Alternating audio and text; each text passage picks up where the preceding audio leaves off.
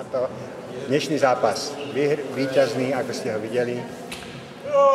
Víťazný, ale opäť hrozne nervózny a strašne veľa chýb, strašne veľa nepremenených šancí. Proste tešia 3 body samozrejme, teší bojovnosť niektorých hráčov, ale na druhej strane musíme sa poučiť z toho množstva tých chýb, ktoré sme vyprodukovali a do budúceho týždňa to musíme zlepšiť, lebo Košice nás roznesú. Čaká vás zápas Kláštornou Košice, tak idete vlastne do Košíc. Aký tam očakávate zápas? No, o 100% náročnejší než dnes.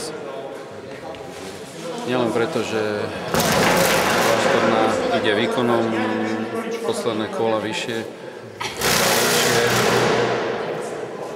trošku omladila mužstvo, ale proste tá atmosféra v Košice, keď sme tam hrali, bola doslova nefucalová. My sa budeme musieť tomu prispôsobiť a proste hrať disciplinovane a možno sa podarí. Ja som síce povedal pred týmto play-out, že v Košiciach nikto nevyhrá, ale bodík by odtiaľ potešil samozrejme.